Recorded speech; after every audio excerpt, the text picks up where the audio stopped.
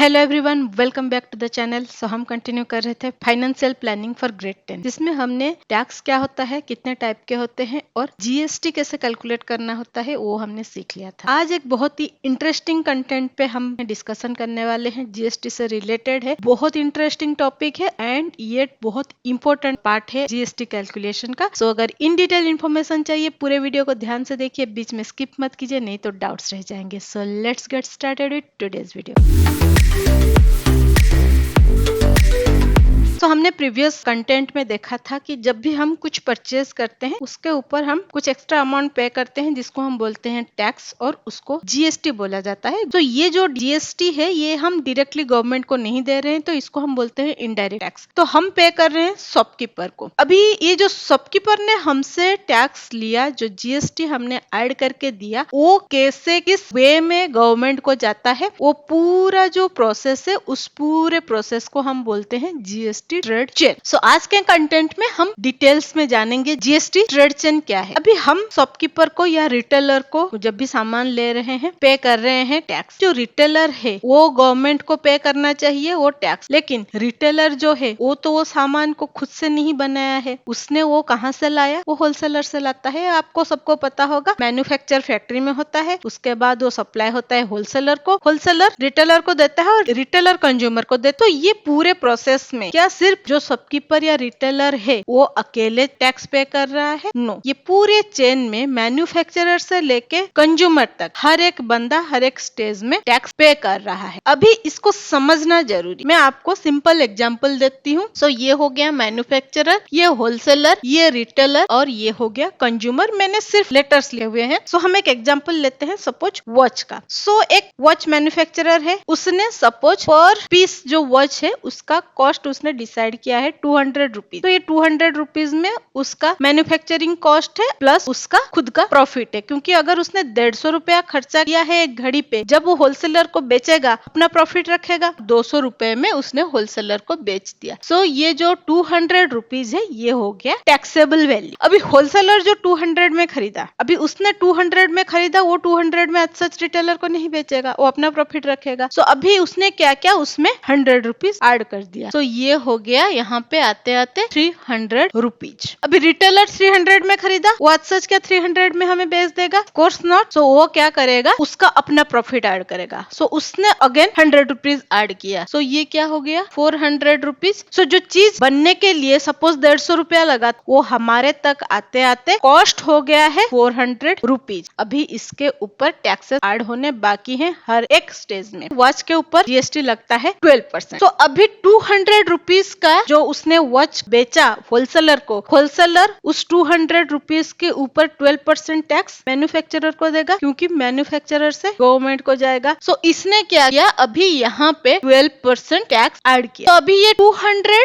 Plus 200 का 12% कितना हो जाएगा? 200 का 12% 24। अभी यहाँ पे 24 रुपीज एक्स्ट्रा जीएसटी ऐड हुआ। ये हो गया कॉस्ट प्लस जीएसटी। ये कॉस्ट है, ये जीएसटी। सो यहाँ पे हमारा जो कॉस्ट है वो हो गया 224। सो होलसेलर जो है वो 224 रुपीज पे कर रहा है। सो उसमें से 24 रुपीज चला गया गवर्नमेंट को। अभी ये जो होलसेलर ने रिटेलर को बेचा, रिटेलर ने 300 में खरीदा, अभी रिटेलर भी 12% टैक्स भरेगा होलसेलर को, क्योंकि उसके हिसाब से होलसेलर टैक्स पे करेगा गवर्नमेंट को या मैन्युफैक्चरर को। अभी ये जो 300 रुपीज है यहाँ पे क्या हो जाएगा, अगेन 12% टैक्स ऐड हो जाएगा। अब ये यहाँ पे 300 का जो 12% टैक्स है वो कितना होगा 36 रुपीज। सो यहाँ पे अगेन 300 प्लस 36, सो ये हो गया हमारा 336। सो ये हो गया कॉस्ट और ये हो गया जीएसटी। मतलब होलसेलर ने 224 रुपए में खरीदा और 336 रुपए में उसको बेचा, उसमें उसने जीएसटी भी पे किया, अपना प्रॉफिट भी सिक्योर किया। अभी यहाँ पे उसने तो 36 रुपए कलेक्ट किया है, लेकिन मैन्युफैक्चरर को उसने 24 रुपए दिया। अभी जो बचा हुआ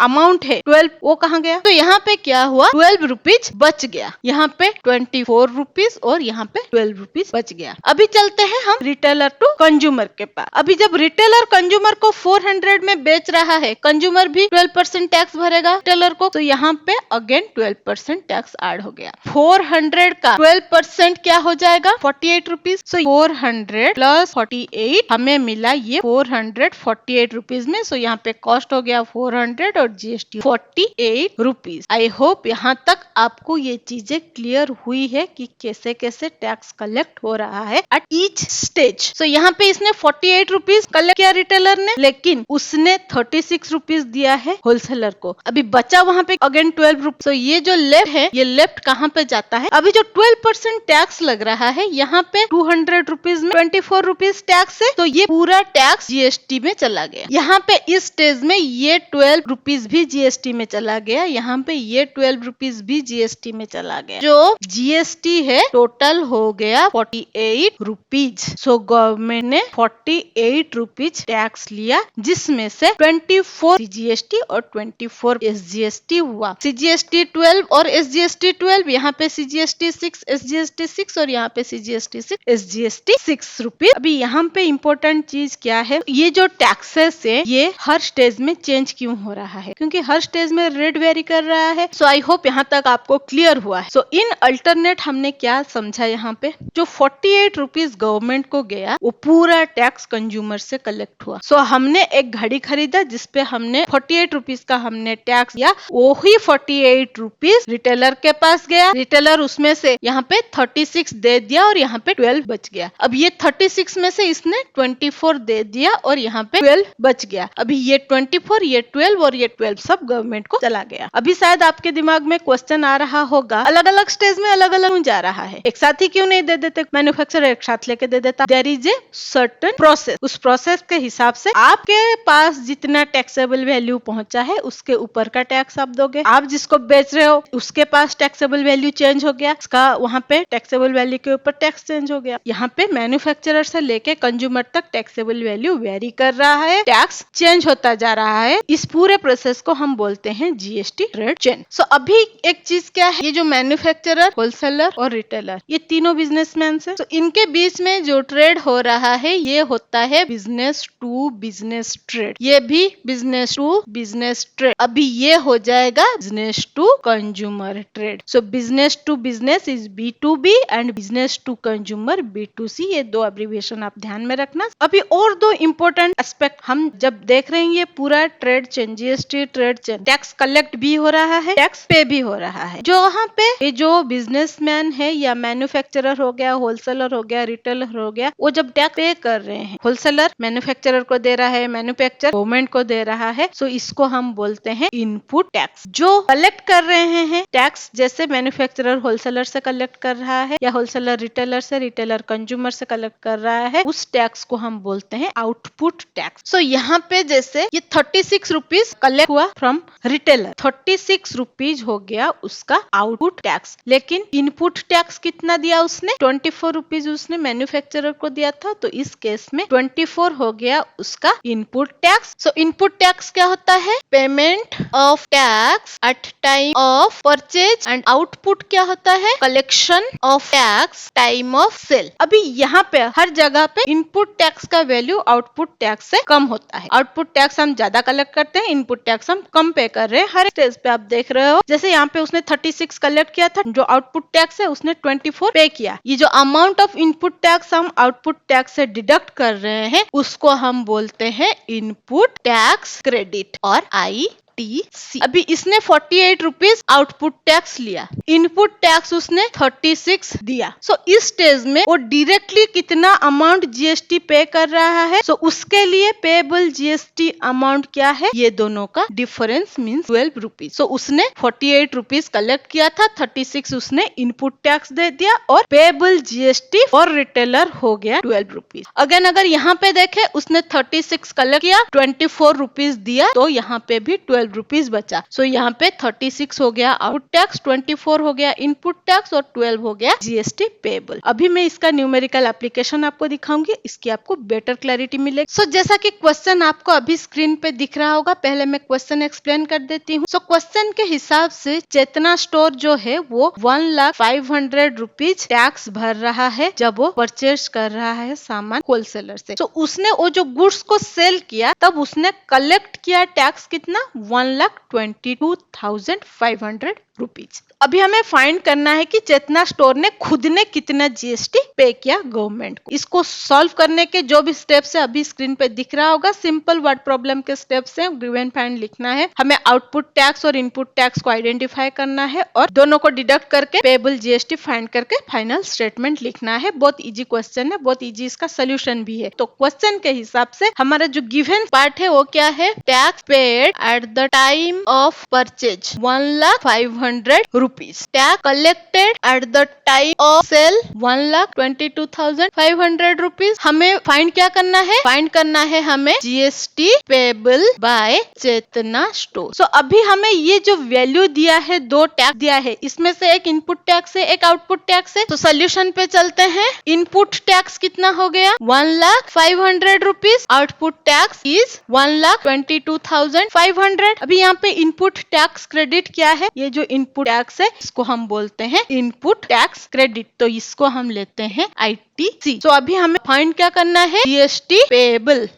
सो जीएसटी पेएबल का हमारा फॉर्मूला क्या है, output tax minus ITC. Output tax का वैल्यू 1,22,500 माइनस इनपुट टैक्स हमारा क्या है 1,05,000। सो हमें जो वैल्यू मिला वो कितना मिला, 22,000 रुपीज। सो जो चेतना स्टोर है उसने 22,000 रुपीज जीएसटी खुद ने भरा है। सो फाइनल स्टेटमेंट हमें लिखना है कि चेतना स्टोर आज पे 22,000 रुपीज आज पेएबल जीएसटी। इसका सिंपल सा सोल्यूशन है, बहुत इजी है, बस वो प्रोसेस को समझना थोड़ा जरूरी है। एक और क्वेश्चन लेते हैं, सॉल्व करके देखते हैं। सो अभी अगेन क्वेश्चन आपको स्क्रीन पे दिख रहा होगा, मैं पहले क्वेश्चन एक्सप्लेन कर दे। सो क्वेश्चन के हिसाब से चंडीगढ़ यूनियन टेरिटरी का एक गैस एजेंसी जिसने 24,500 में गैस सिलेंडर खरीदा, अगेन लोकल कंज्यूमर को 26,500 में बेचा। अभी हमें देखना है कि जो मल्लिक एजेंसी है वो जो जीएसटी है कितना पे करता है और उसमें से हमें सीजीएसटी और यूटीजीएसटी देखना है। अब ये यूटीजीएसटी क्या है, जैसे स्टेट के लिए एसजीएसटी होता है स्टेट जीएसटी, वैसे यूनियन टेरिटरी के लिए यूनियन टेरिटरी जीएसटी होता है। तो यहाँ पे 5% का टैक्स उसने लगाया है। तो सोल्यूशन के जो स्टेप है सेम ही है एज सच जो हमने लास्ट क्वेश्चन सॉल्व किया, गिवन फाइंड लिखना है और हमें वहाँ पे देखना है कि आउटपुट टैक्स कितना है, इनपुट टैक्स कितना है, फिर हमें पेएबल जीएसटी फाइंड करना है, फिर उसके बाद हम डिवाइड करेंगे 2 इक्वल पार्ट में सीजीएसटी और यूटीजीएसटी फाइंड करने के लिए। सो ये जो स्टेप्स है ये आपको डिस्क्रिप्शन बॉक्स में भी मिल जाएगा, आप मेरे साथ भी सॉल्व करते हुए देख सकते हो। सो स्टार्ट करते हैं इसका सोल्यूशन। सो हमें गिवन क्या है, सो क्वेश्चन के हिसाब से हमें गिवन क्या है, Mallik agency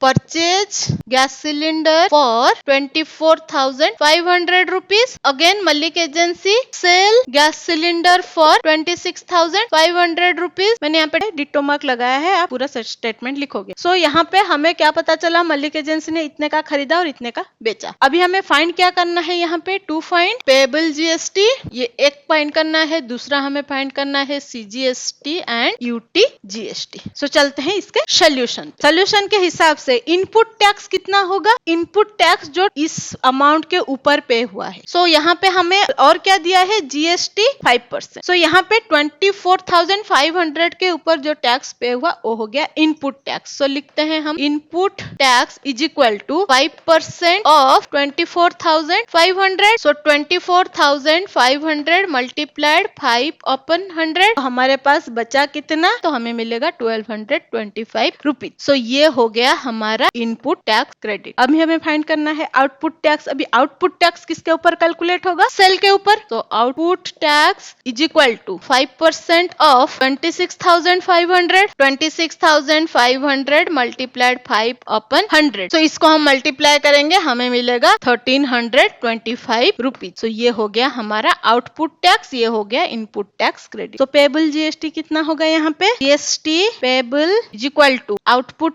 tax minus input tax credit, so output हो गया 1325 माइनस 1225, सो हमें फाइनल आंसर कितना मिला 100 रुपीज। तो 100 रुपीज इसका जीएसटी उसने पे किया अपने स्टेज पे। अब ये 100 रुपीज हमारा टोटल जीएसटी है। So CGST is equal to UTGST, जैसे CGST is equal to SGST, again CGST is equal to UTGST. So ये क्या हो जाएगा 100 divided by 2 that is 50 rupees. So I hope ये जो सोल्यूशन है आपको समझ में आया है along with the trade chain के स्टेप्स। आप कोई भी क्वेश्चन लीजिए, इसे सॉल्व कीजिए, डेफिनेटली आपको इसी स्टेप के साथ प्रॉपर आंसर मिलने वाला है। अगर फिर भी आपको कोई भी स्टेप में डाउट है, कोई भी सोल्यूशन में डाउट है, कोई क्वेश्चन पे आप अटक रहे हो, कमेंट सेक्शन में लिखो, मैं फिर से उसका क्लैरिफिकेशन और सोल्यूशन आप लोगों के लिए लेके आऊंगी। ऐसे ही इंटरेस्टिंग मजेदार वीडियोस के लिए, सोल्यूशन के लिए बने रहिए मेरे साथ। Stay tuned with next gen math. But जाने से पहले अगर यूट्यूब से देख रहे हैं, चैनल में नए हैं, देन चैनल को सब्सक्राइब कर लीजिए और बेल बटन को क्लिक करके ऑल ऑप्शन को सिलेक्ट कर लीजिए। अगर आप फेसबुक से देख रहे हैं देन पेज को फॉलो कर लीजिए ताकि आने वाले सारे वीडियोस की नोटिफिकेशन आपको मिलता रहे, कोई इंपॉर्टेंट कंटेंट आपसे मिस ना हो जाए। लाइक शेयर करते रहिए ताकि बाकी लोगों को हेल्प होता रहे, because I believe we will achieve your goal together. मिलते हैं और एक इंटरेस्टिंग मजेदार जीएसटी कैलकुलेशन के वीडियो के साथ। Till then bye bye.